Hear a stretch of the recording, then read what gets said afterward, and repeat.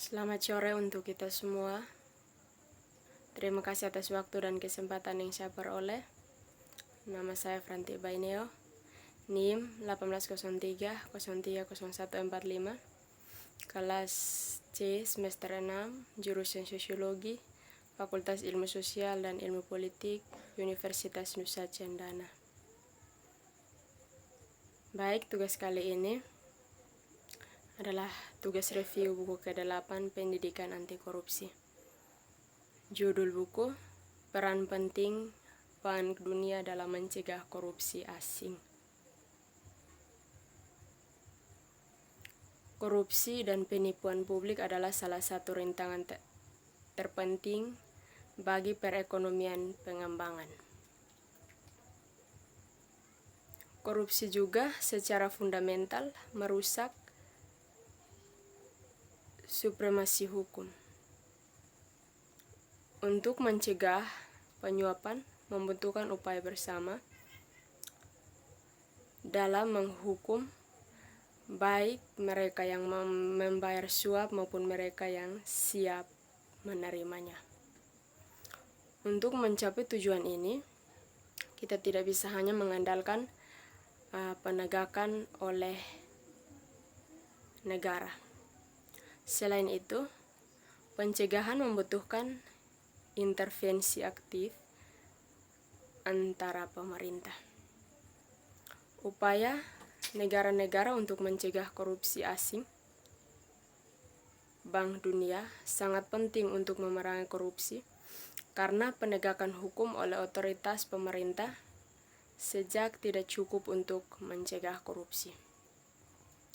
Meskipun banyak negara yang membayar suap, meningkatkan upaya mereka untuk mencegah korupsi, pembayaran yang dilakukan oleh perusahaan di bawah yurisdiksi mereka.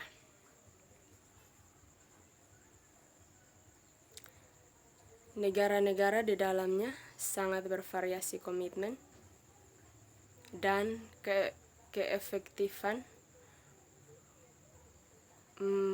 keefektifan hukum untuk menghalangi korupsi. Tanggung jawab perusahaan penting untuk mencegah penyuapan karena perusahaan secara langsung menentukan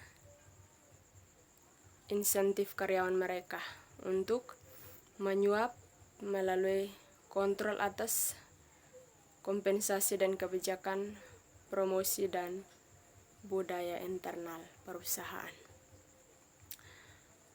Korporasi juga sering lebih mampu daripada pejabat pemerintah untuk mendeteksi penyuapan oleh karyawan mereka sendiri dan mendapatkan bukti yang diperlukan untuk menghukum mereka yang bertanggung jawab. Tanggung jawab perusahaan penting untuk upaya pencegahan penyuapan karena dapat mendorong korporasi untuk bekerja secara aktif untuk mencegah karyawan mereka yang menyuap dan bahkan dapat mendorong perusahaan untuk membantu deteksi pemerintah dan memberikan sanksi pelanggaran. Tentu saja, tanggung jawab perusahaan hanya efektif sejauh hal itu disusun termasuk perusahaan untuk mencegah penyuapan oleh karyawan.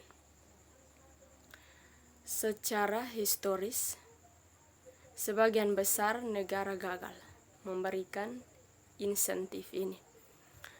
Beberapa terhalang perusahaan dari mendeteksi, memperoleh bukti tentang dan melaporkan sendiri pelanggaran oleh penggunaan responden superior untuk menahan perusahaan secara pidana. Baik mereka atau tidak mendeteksi dan melaporkan sendiri kesalahan ini dan bekerja sama sepenuhnya. Yang lainnya gagal memberikan insentif baik pada kepatuhan yang efektif atau pelaporan mandiri dan kerjasama oleh membatasi tanggung jawab perusahaan pada suap yang dibayarkan oleh karyawan dalam pikiran yang mengarahkan dari perusahaan. Pendekatan ini mencakup hukum yang mengharuskan perusahaan untuk mengadopsi program kepatuhan yang efektif, serta program yang memungkinkan perusahaan dengan tindakan mampu penyuapan untuk menghindari hukuman formal dengan mengajukan tuntutan yang ditangguhkan persetujuan jika perusahaan melaporkan sendiri kesalahan tersebut dan bekerja sama. A. Sistem sanksi Bank Dunia. Yang pertama, alasan yang muncul untuk memerangi korupsi di Bank Dunia melindungi sumber daya sendiri. Penerapan proses sanksi Bank Dunia tampaknya didasarkan pada alasan yang berbeda. Yang pertama adalah tujuan spesifik bank untuk melindungi miliknya sumber daya dari kemungkinan penyalahgunaan, dan yang kedua sesuai dengan perang melawan korupsi dan penipuan sebagai bagian dari komitmen Bank Dunia untuk mengurangi kemiskinan dan ketidaksetaraan. Bagian yang kedua, mengejar sasaran bisnis yang jelas. Penerapan proses sanksi Bank Dunia tampaknya juga terkait dengan alasan lain, yaitu kebutuhan mendesak untuk mengembangkan bisnis yang jelas operasi dan di tingkat global. Dalam beberapa tahun terakhir, kesadaran yang semakin meningkat melawan kemiskinan adalah penting untuk mempromosikan pemerintahan yang baik telah melakukan perlawanan kejahatan ekonomi menjadi prioritas global utama. Selama 2 dekade terakhir, hubungan penting antara pemerintah yang baik, keuangan, dan pengentasan kemiskinan jelas muncul. Secara khusus, hubungan tertentu telah dipastikan secara kinerja perusahaan dan elemen yang mungkin pengaruh pada efisiensi pemerintah seperti efektivitas peradilan, adanya korupsi, kualitas birokrasi, dan kepatuhan perpajakan. Dalam studi utama yang dilakukan oleh kelompok riset pembangunan Bank Dunia, dari beberapa dimensi pemerintah seperti stabilitas politik, ketiadaan kekerasan, efektivitas pemerintah, kualitas peraturan, supremasi hukum, dan kontrol korupsi dipantau meliputi 150 negara. Penelitian tersebut menyoroti adanya hubungan antara 3 fenomena tersebut di atas hasil pembangunan. Yang pertama, pendapatan per kapita, kematian bayi, dan melek huruf orang dewasa. Secara khusus, penulis menemukan bahwa peningkatan tata kelola membawa hasil yang berarti penghargaan dalam hal hasil pembangunan. Jenis penelitian tersebut telah mengangkat tumbuhnya kesadaran akan hubungan proporsional langsung yang ada antara yang lemah pemerintah dan kemiskinan. Hal ini karena dampak dari standar tata kelola yang buruk umumnya jatuh paling banyak pada kelompok sosial yang kurang kaya, yang pada umumnya dikecualikan dari partisipasi dalam proses pembuatan kebijakan.